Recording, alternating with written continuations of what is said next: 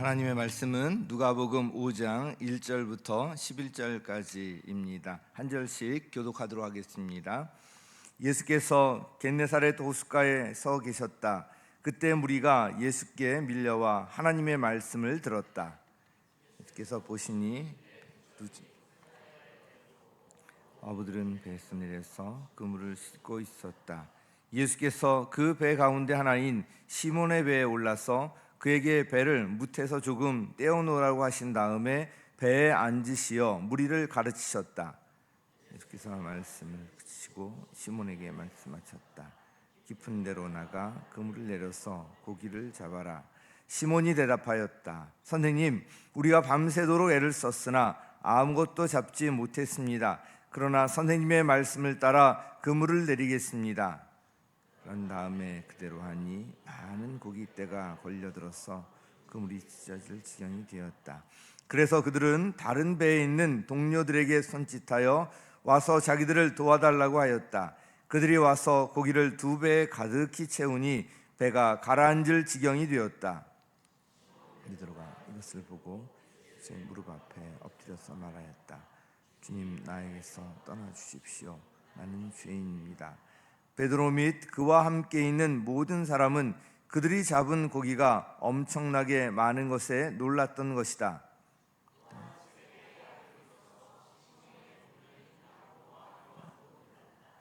예수께서 시몬에게 말씀하셨다.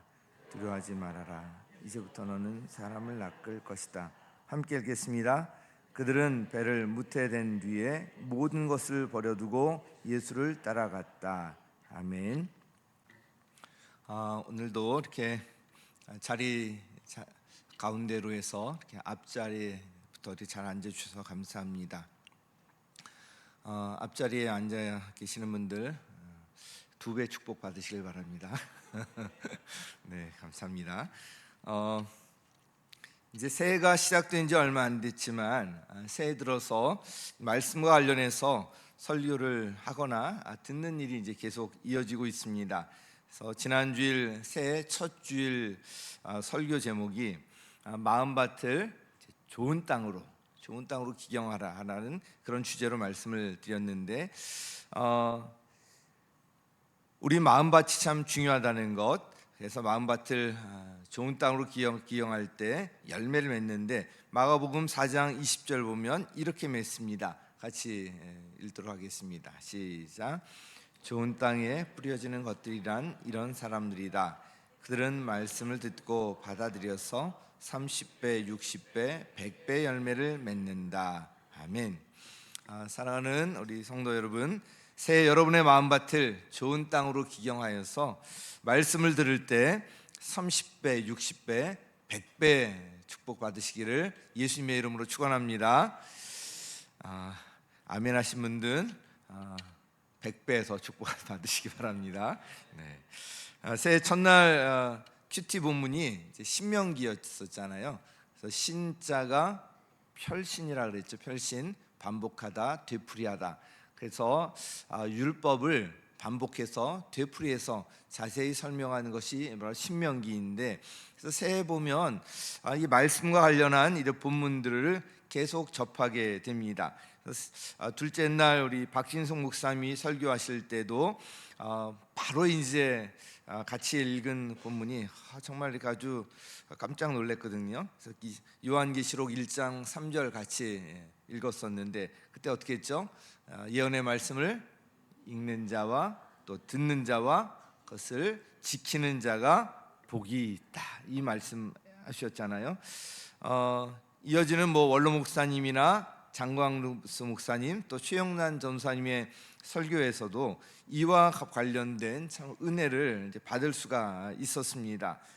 그리고 신기하게도 수요일마다 이제 제가 전했던 하나님의 전신갑주, 바로 지난 수요일 날 보니까 성령의 검인 하나님의 말씀이었습니다. 그래서 이 하나님의 말씀은 그 중요성을 아무리 강조해도 지나치지 않습니다. 신앙생활의 기초, 또 우리의 믿음의 기초는 바로 하나님의 말씀이 되어야 합니다. 그리고 우리가 복받는 길도 바로 이 말씀대로 행하며 사는 것인데요. 관련해서 야고보서 1장 25절 같이 읽습니다. 시작. 그러나 완전한 율법 곧 자유를 주는 율법을 잘 살피고 끊임없이 그대로 사는 사람은 율법을 듣고서 잊어버리는 사람이 아니라 그것을 실행하는 사람인 것입니다. 이런 사람은 그가 행한 일에 복을 받을 것입니다. 아멘. 어떤 사람이 복을 받아요? 말씀대로 행한 사람, 실천한 사람이 복을 받는다. 이 복은 benefit, 우리에게 실제로 유익이 되는 그런 것을 이야기합니다. 그래서 이 복과 관련해서, 말씀과 관련해서 이 복이 바로 연결되는데, 오늘 본문 역시 이 하나님의 말씀과 관련되어 있습니다. 제가 신학대학원 졸업을 앞두고 우리 중등부에서 사역을 시작했는데, 그 중등부 사역 시작할 때 첫 번째 설교 본문이 바로 이제 오늘 누가복음 5장 1절부터 11절 이 말씀이었습니다. 이 말씀을 읽는데 이 성경에서 눈을 뗄 수가 없었고요. 굉장히 이제 마음에 큰 감동으로 다가왔습니다. 그 당시에는 개역 한글 성경을 사용하고 있었는데, 개역 한글 성경에는 말씀에 의지하여 그물을 내리겠다, 이런 이제 말씀에 의지하여라는 말이 있었거든요. 그래서 이 말씀에 의지하여라는 이 말이 제 안에 확 깊이 이제 박히는 그런 이제 경험을 했습니다. 그 이후 이 말씀은 저의 삶과 사역에 기초를 제공해 주었습니다. 오늘은 그 말씀에 의지하여 그 앞에 그러나를 추가해서 그러나 말씀에 의지하여, 이렇게 제목을 정했는데, 우리 한번 같이 해보실까요? 그러나 말씀에 의지하여. 시작. 그러나 말씀에 의지하여. 아멘. 오늘 본문은 예수님께서 이 제자들을 부르시는 장면인데, 특별히 베드로에게 초점이 맞춰져 있습니다. 자, 1절에 보면 게네사렛 호수가 이렇게 되어 있는데, 여기는 갈릴리 호수, 또 디베리아라고도 이야기하는데, 예수님께서는 이곳에서 이제 제자들 부르시고 또 사역을 많이 하셨습니다. 예수님께서 이곳에 서 계셨는데 무리가 예수님께 밀려와서 예수님의 하나님의 말씀을 이제 들었습니다. 예수님께서 전하시는 것이 바로 하나님의 나라가 그 중심에 있었다는 말씀을 제가 드렸었는데, 이 호숫가에는 배 두 척이 있었고요, 어부들이 배에서 내려서 이 그물을 씻고 있었습니다. 뭔가 이제 정리하는 그런 모습이죠. 예수님께서는 그 중에서 시몬의 배에 오르셔서 무태서 배를 조금 떼어 놓으시라고 하신 후에 호숫가에 있는 사람들에게 이 말씀을 전하셨습니다. 예수님께서 말씀을 전하실 때 많은 사람들이 몰려들었기 때문에 예수님께서는 이렇게 배에 올라서 배에서 그 무트를 향해서, 호숫가를 향해서 말씀을 가르치시곤 하셨는데요, 거기 이제 실제로 가 보면 좀 이해가 돼요. 이제 호숫가 보면 평평하지 않고 약간 이렇게 언덕이 져 있습니다. 사람들이 쭉 거기 서거나 앉으면 바로 이렇게 주목을 할 수 있는 그런 모습이었고요. 또 호수니까 이렇게 좀 원형으로 돼 있지 않습니까? 쭉 둘러서서 마치 그 원형극장처럼 그런 느낌이 나고요.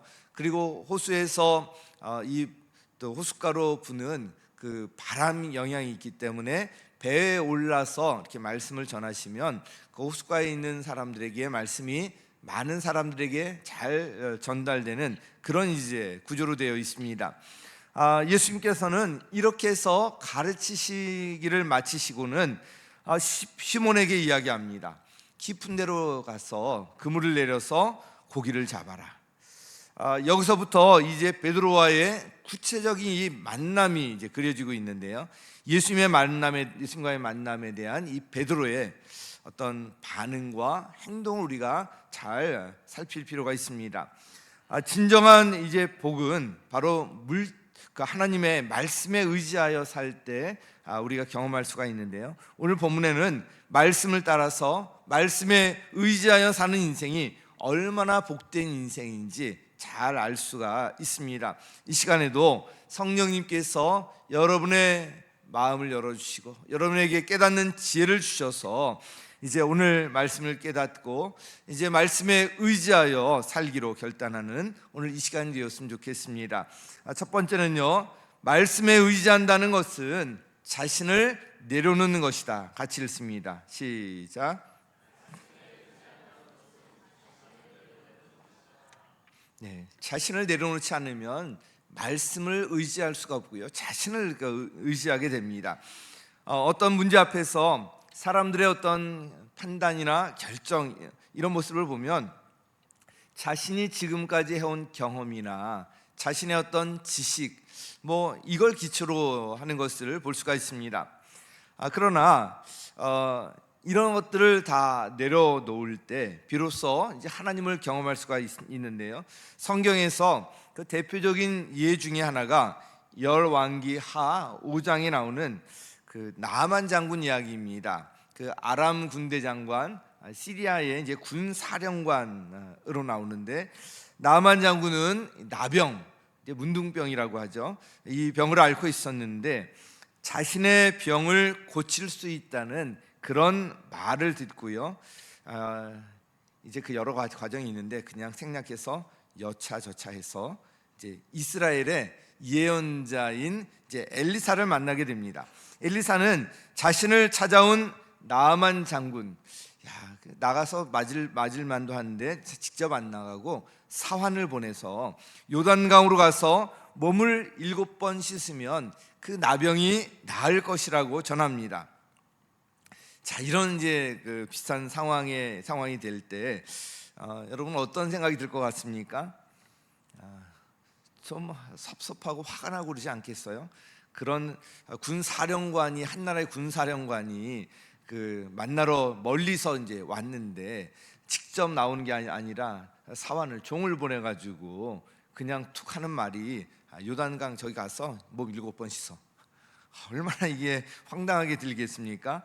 나아만 장군도 역시 화가 나서 그냥 확 발길을 돌렸어요.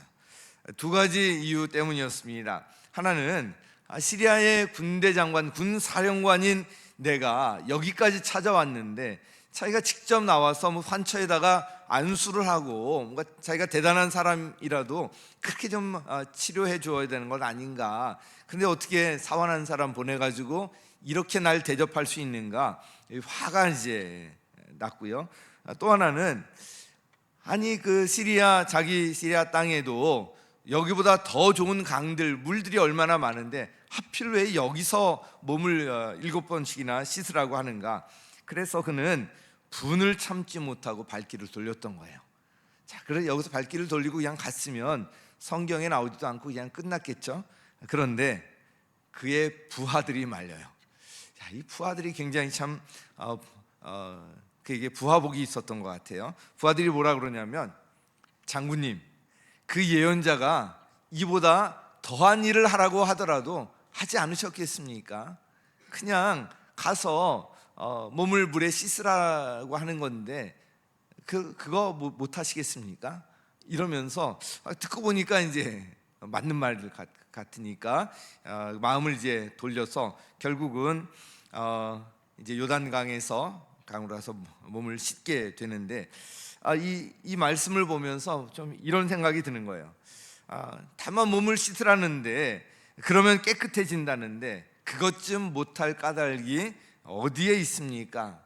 그래서 이 말씀 보면서 다만 뭐가 들어가는 것도 아니고 예수님을 영접하라는 건데, 그럼 죄가 다 씻어진다는데 그거 못할 까닭이 어디에 있는가. 오늘도 침례식이 있었는데 다만 침례식 하는 이거 하라는 건데 그러면은 이제 깨끗이 주님 앞에 또 온전히 또 나갈 수 있는 것인데, 그런데 그것 좀 못할 까닭이 어디에 있는가, 막 이런 생각이 드는 거예요. 자, 어떻든 이 나아만 장군은 이제 어떻게 되었을까요? 결국 부하들의 말대로 요단강으로 가서 7번 몸을 씻습니다. 아마 요단강 가서 7번 몸을 씻으면서도 별 생각이 다 들었을 거예요. 한 번 씻었는데 좀 낫는 그런 게 있으면 모르지만 아무 이제 변화가 없잖아요. 내가 완전히 미친 짓을 하고 있네. 내가 장군인 내가 이 땅에 와서 여기서 이제 강물에 몸을 씻고 있나? 두 번 씻을 때도 변화가 없는 모습을 보면서 아마 그랬을 테고, 세 번, 네 번, 다섯 번, 여섯 번 아마 그냥 돌아가고 싶었을 것인데, 부하들 앞에서 체면도 있고 그 말을 이제 부하들도 말리고 그러니까 그렇게 이제 해서 7번까지 씻게 됩니다. 7번까지 씻게 되자 어떻게 되죠? 나병이 깨끗이 나았습니다. 자, 말씀을 의지한다는 것이 바로 이런 거거든요. 자신의 어떤 생각과 경험과 자신이 이제 그동안 해왔던 배워왔던 지식이나 이런 것들을 다 내려놓는 거예요. 한마디로 자기 자신을 부인하는 것입니다. 자기 부인 없이 제대로 말씀을 의지할 수가 없고요, 말씀에 따를 수가 없습니다. 자기 생각으로 가득 차 있기 때문에. 그래서 이 자기를 이렇게 부인하지 않게 되면 하나님의 말씀조차도 취사 선택을 하고요, 어떤 말씀도 자기 구미에 맞게 고쳐서 적용하려고 하곤 합니다. 당연히 말씀의 깊이를 경험할 수가 없고요, 말씀의 진정한 유익을 알 수가 없습니다. 말씀에 의지하고 따르기 위해서는 자신의 어떤 생각과 지식과 경험들, 이런 것들을 먼저 내려놓아야 합니다. 자, 오늘 이 본문에 베드로도 마찬가지 상황이었습니다. 베드로는 갈릴리 호수에서 정말 어부로 잔뼈가 굵은 사람이고요, 또 어부로 성공해서 자기 배까지 소유하고 있는 사람이었어요. 그러니까 이 갈릴리 호수에 관한 한, 또 어부 일에 관한 한 그는 누구보다도 잘 아는 사람이었습니다. 그런데 그런 베드로에게 예수님께서 말씀하십니다. 4절 같이 읽습니다. 시작. 그물을 내려서 고기를 잡아라. 자, 예수님의 직업이 뭐였죠? 네, 목수가 바로 이제 예수님의 직업이었잖아요. 그런데 목수인 예수님께서 어부인 이 베드로에게 고기잡이에 대해서 조언을 하고 계세요. 한번 생각해 보세요. 이와 비슷한 상황이 여러분에게 일어나면 여러분은 좀 어떻게 하시겠습니까? 게다가 이 베드로는 밤새 고기잡이를 하다가 한마디도 잡지 못하고요, 돌아와서 그물을 씻고 정리하고 있었어요. 그런데 지금 나가봐야 고기 잡지도 못할 거, 그물을 이제 다 씻고 정리하고 있는데, 그런데 나가라는 거예요. 나가라. 가서 그물을 내려서 고기를 잡아라. 아니, 밤새 고기잡이 하느라 지쳤는데, 내가 이 갈릴리 호수 누구보다 잘 아는데 지금 나가봤자 한마디도 잡을 수 없는 것이 뻔한 일인데, 이제 그물을 씻고 정리하고 있는데 다시 나가서 그물을 내려 고기를 잡으라고? 그런데 여기에 대한 베드로의 반응이 참 놀랍습니다. 5절 같이 읽습니다. 5절 시작. 선생님, 우리가 밤새도록 애를 썼으나 아무것도 잡지 못했습니다. 그러나 선생님의 말씀을 따라 그물을 내리겠습니다. 아멘. 대단한 말씀이죠. 여기 보면 베드로가 아주 대단한 믿음을 가지고 있는 것 같은데, 그러나 베드로는 아직 예수님에 대해서 잘 몰랐습니다. 예수님에 대해서 소문도 알고 또 예수님을 이미 만나면서 그를 이제 참 특별한 분이다, 이 정도는 알고 있었지만 예수님이 어떤 분인지 아직 제대로 몰랐어요.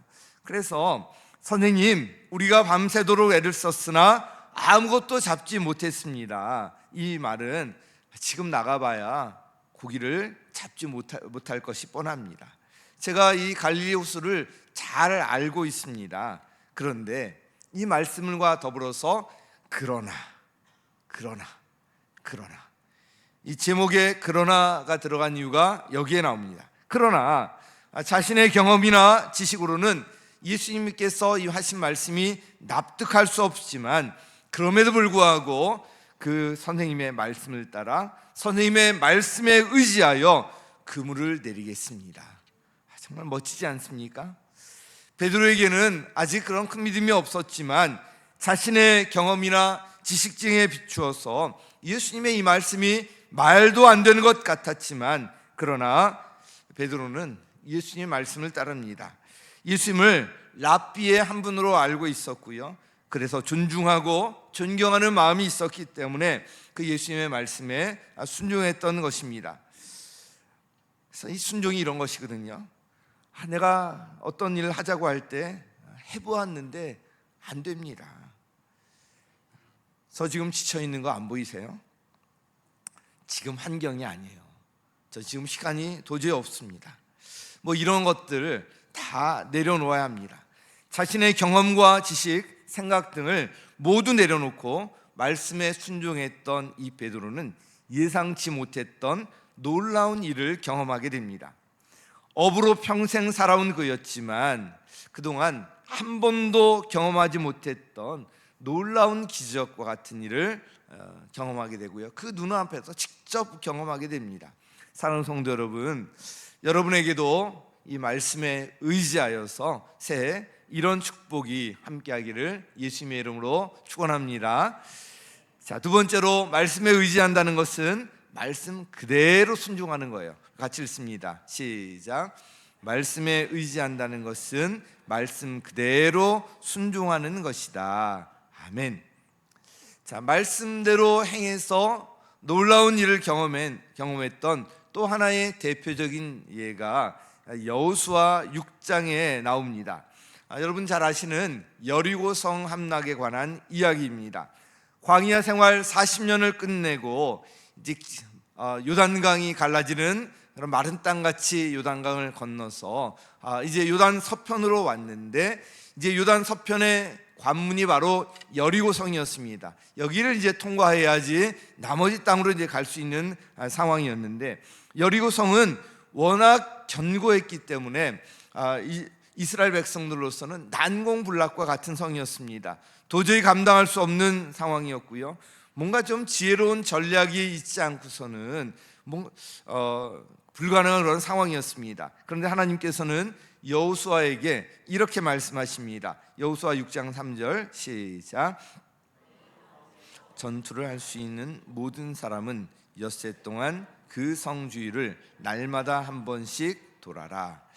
자, 전투를 할 수 있는 사람, 뭔가 전략을 짜서 뭐 이리로 가서 공격하라든지 막 이런 것이 아니라 그 성을 돌래요. 6일 동안 날마다 한 번씩 돌래요. 그런데 이어지는 뭔가 또 새로운 그러면 엿새 돌고 전략이 있을까 싶은데, 이어지는 여호수아 6장 4절은 이렇게 기록합니다. 같이요. 시작. 제사장 7명을 수량 뿔 나팔 7개를 들고 교회 앞에서 걷게 하여라. 1회째 되는 날에 너희는 제사장들이 나팔을 부는 동안 성을 7번 돌아라. 자, 1회째 되는 날에는 성을 7번 돌래요. 성이 뭐 작은 이런 성이 아니잖아요. 거기에 한 바퀴 돌기도 힘든데 7번을 돌면 얼마나 지치겠어요? 이렇게 7번 돌다가 다 지쳐서 여기서 개죽음 당하는 것 아닌가, 뭐 이런 생각이 들지 않겠습니까? 여러분 같으면 이런 비슷한 상황이 되면 어떻게 반응하시겠습니까? 여리고성 매일 한 번씩 6일 동안에 한 번씩 돌아. 그리고 7째 되는 날에는 그 성을 7번 돌아. 그랬을 때 아마 이런 반응이 나오지 않을까 싶어요. 속된 말로 정말 돌아버릴 것 같네, 뭐 이런 말이 나오지 않을까. 돌다가 그냥 그렇게 계속해서 매일 성주위를 돌라고 하면서 7일째는 7번이나 돌라고 하는데 뭐 지쳐서 이제 다 여기서 죽는 것 아닌가, 뭐 이럴 수 있는 상황이었는데, 이제 계속해서 보면 또 이런 말씀을 하십니다. 여호수아 5장 6장 5절 같이 읽습니다. 시작. 제사장들이 수장 뿔 나팔을 한번 길게 불면 백성은 그 나팔 소리를 듣고 모두 큰 함성을 질러라. 그러면 성벽이 무너져 내릴 것이다. 이때 백성은 일제히 진격하여라. 뭐 다른 것도 아니고 큰 함성을 지르래요. 함성을 지르면 성벽이 무너지나요? 우리 과학적으로 말도 안 되는 거잖아요. 우리 경험적으로 말도 안 되는 거잖아요. 그 어느 것도 경험적으로, 상식적으로, 과학적으로 이성적으로 말도 안 되는 것이었습니다. 그러나 신앙은 이 모든 것을 뛰어넘는 거예요. 말씀 그대로 순종할 때 하나님의 놀라운 일을 경험할 수가 있습니다. 이스라엘 백성들은 여호수아를 통해 전해진 하나님의 이 말씀 그대로 순종했고요, 난공불락과 같았던 여리고성을 어렵지 않게 함락할 수 있었습니다. 자, 오늘 본문에서도 이와 관련해서 우리 기억할 것이 있는데, 예수님께서 이 베드로에게 깊은 곳으로 가서 그물을 내리라고 이제 명령하셨잖아요. 그대로 이제 순종을 합니다.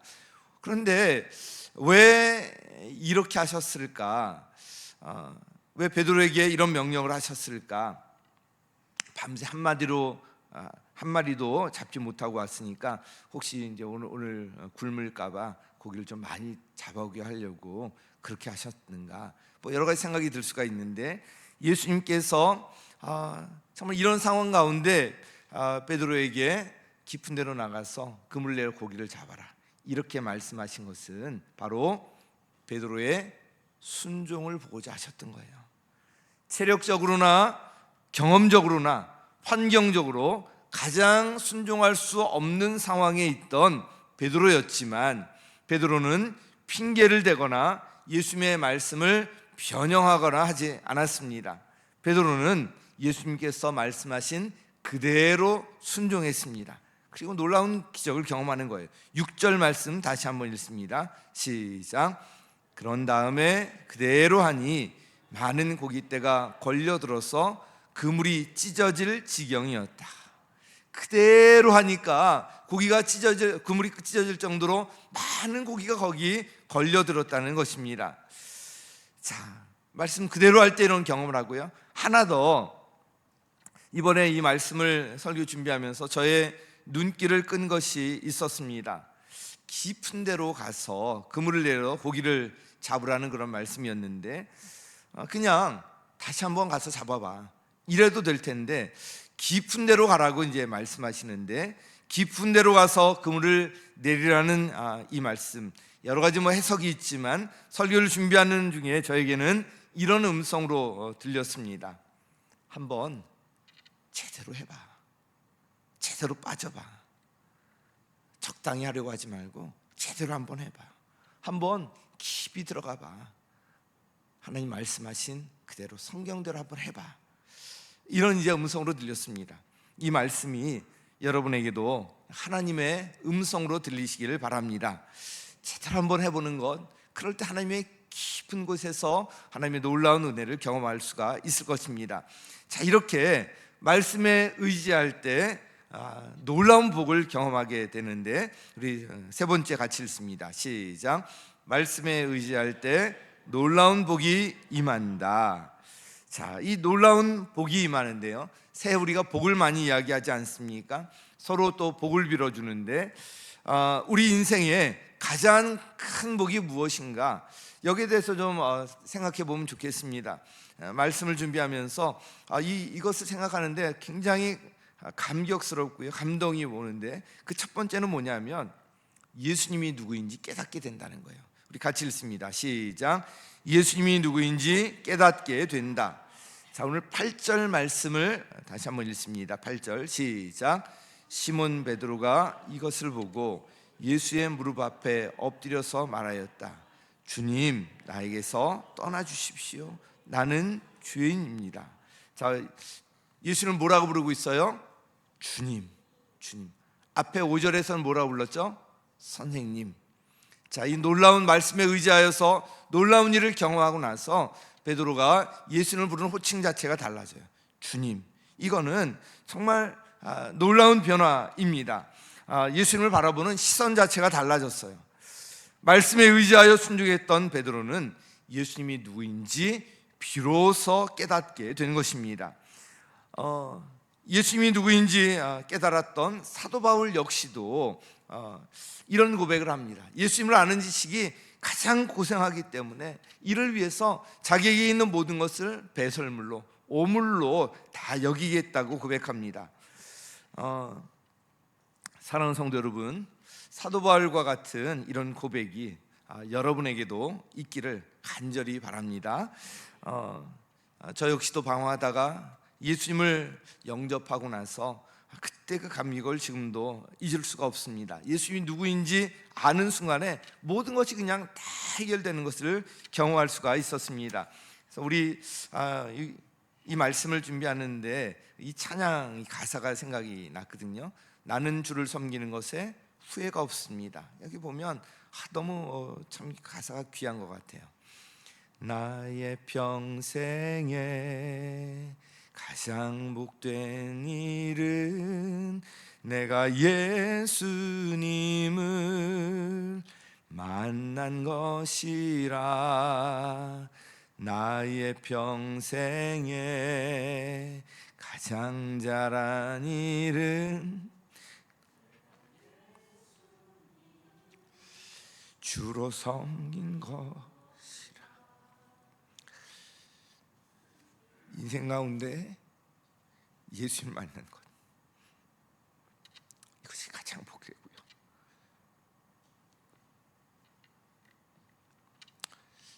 이것이 저에게 새로운 그 인생을 시작할 수 있게 했고요. 지금 저의 인생을 돌아볼 때 역시 같은 고백이 나옵니다. 가장 복된 것, 예수님을 만난 것. 말씀에 의지하여 살아갈 때 바로 예수님이 누구인지 분명히 알게 되고요. 그러면 우리 인생은 그냥 해결되는 거예요. 예수는 누구인지 아는 것, 이것이 가장 우리 인생 가운데 가장 복된 것인데 이 복을 경험할 수가 있습니다. 예수님을 알 때 자기 자신이 누구인지 비로소 알게 됩니다. 그래서 두 번째, 내가 누구인지 깨닫게 된다. 우리 같이 한번 읽습니다. 시작. 예수님이 누구인지 알게 되면 그 십자가의 그 놀라운 사랑 앞에서 나를 비춰볼 때 정말 내 자신의 실체가 적나라하게 드러나 보입니다. 예수님이 누구인지 깨달았던 베드로가 바로 처음 고백했던 것이, 자신에 대한 고백이 바로 8절에 나오는데 8절 다시 한번 읽습니다. 시작. 시몬 베드로가 이것을 보고 예수의 무릎 앞에 엎드려서 말하였다. 주님, 나에게서 떠나 주십시오. 나는 죄인입니다.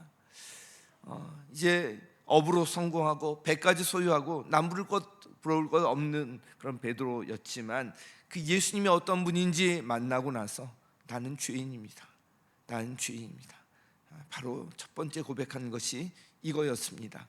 제가 예수님과 만날 때 그때 예수님이 어떤 분이신지 알고 나서 저의 지나간 인생 동안에 죄를 쭉 보면서 제가 그때까지만 해도 내가 다른 사람과의 비교해서 나는 그래도 바르게 살고 있다, 뭐 이런 생각을 갖고 있었던 것 같은데, 그때 제가 그 예수님을 만나고 나서 그 자리에서 펑펑 눈물을 흘렸고요.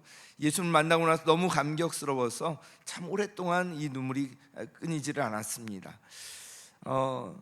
사도 바울도 이제 마찬가지였는데 누구보다도 하나님 앞에 열심을 내고요, 율법대로 살려고 했던 이제 바울이었습니다. 그러나 부활하신 예수님을 만난 후에 그는 자신을 이렇게 고백합니다. 자신을 죄인 중에 누구라고요? 괴수라고 해요. 죄인 중에 괴수다. 그가 다른 사람보다 뭐 상대적으로 죄를 많이 짓고 죄가 많다는 이야기가 아니라 예수님 앞에서 비로소 자신의 실체를 제대로 바라볼 수 있었고요, 그분 앞에서 자신을 이렇게 들여다보니까 자신이 바로 이 죄인 중에 괴수라는 이런 고백이 나올 수 있었던 것입니다. 예수님이 누구인지 깨달아 알 때 바로 자신의 실체가 분명해지고요, 자신에 대해서, 자신의 정체성에 대해서 비로소 알게 됩니다. 자, 예수님이 누구인지 알고 자신이 누구인지 알면 그 다음부터는 인생의 길이 너무나도 분명해집니다. 그래서 가치 있는 인생의 길이 무엇인지 깨닫게 되는데 우리 같이 읽습니다. 시작.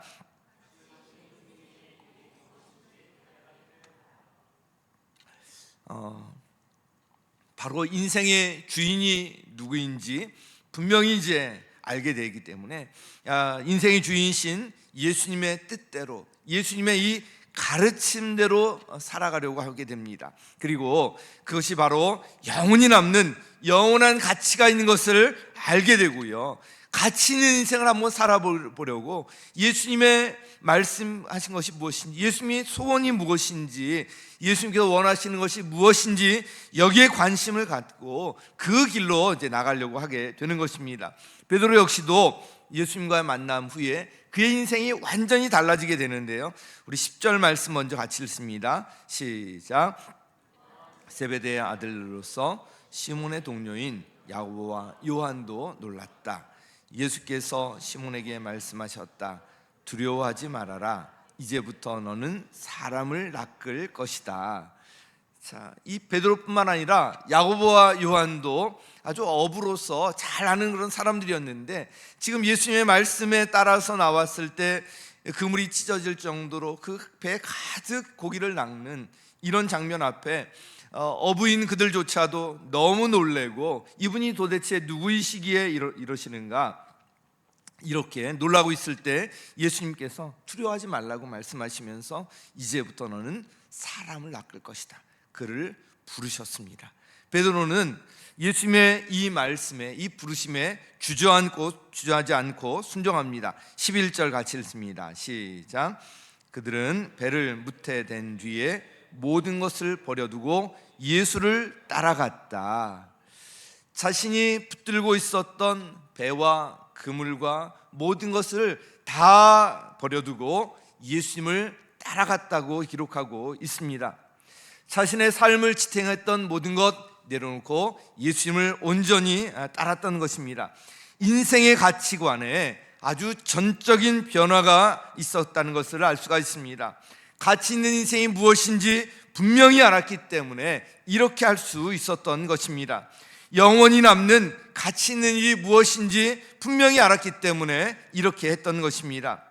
우리가 모든 사람이 베드로처럼 이렇게 모든 것을 다 버려두고 예수님을 따르라는 것은 아닙니다. 그러나 이런 가치관만큼은 우리가 분명히 해야 합니다. 인생의 방향만큼은 분명해야 하는 것입니다. 말씀에 의지하면서 가치 있는 인생을 살아갈 때 비로소 우리에게 참 행복이 찾아오게 됩니다. 오늘 간증하신 우리 황영주 성도님, 평생 살아오면서 수많은 일을 겪고요, 뭐 별군데 다 따라가셨던 분이십니다. 기치료 받고 이 단 수련하는데 여기 이제 강사로까지 훈련 받고, 또 이제 우리 교회 오시기 전에는 남묘 호랑개교 여기에서 이제 열심히 또 훈련 받고 뭐 다 이렇게 해봤는데 채워지는 것이 아무것도 없었습니다. 그리고 결국 우리 교회에 와서 예수님을 영접하고 정말 제대로 된 신앙생활을 이제 하면서 너무 지금 기쁘게 지금 생활하고 계시는데요. 왜 그런가? 우리 안에 있는 정말 인격의 이 빈 공간, 하나님만이 채우실 수 있는 빈 공간이 있는데 그 어떤 것으로 채워지지 않거든요. 바로 예수 그리스도만이 채울 수 있는 그 빈 공간이 채워졌기 때문에 그 행복을 이야기하고요. 바로 이 베드로 역시도 모든 것을 버려두고 예수님을 따라갔던 것입니다. 이런 분명한 인생의 방향에 대해서 알 수 있어야 되고요. 이런 작거나 크거나 이런 결단이 우리의 삶 가운데 있을 때 우리가 진정한 복을 누리며 살 수가 있는 것입니다. 오늘 그러나 말씀에 의지하여, 이 제목으로 말씀을 전했는데 새해 아니 우리 평생에 우리가 꼭 기억할 말씀입니다. 말씀을 의지한다는 것, 자신을 내려놓는 거예요. 자신의 생각과 자신의 고집과 주장과 경험과 상식 이런 것들을 다 내려놓고요. 또 말씀에 의지한다는 것은 말씀 그대로 순종하는 것입니다. 말씀을 나에게 그냥 적절하게 만들고 나 어떤 핑계거리랑 같이 만들면서 왜곡하는 것이 아니라 그대로 순종하는 거예요. 그리고 말씀에 의지할 때 놀라운 복이 임하게 되는데 예수님이 누구인지 분명히 깨닫고요, 내가 누구인지 알게 되고요, 그러면 인생의 길이 무엇인지, 가치 있는 인생의 길이 무엇인지 분명히 깨닫게 됩니다. 사랑하는 우리 성도 여러분, 싱글 여러분, 새해 이 말씀에 의지하여서 하나님께서 내려주시는 놀라운 은혜와 복을 경험하고 누리시기를 예수님의 이름으로 간절히 축원합니다.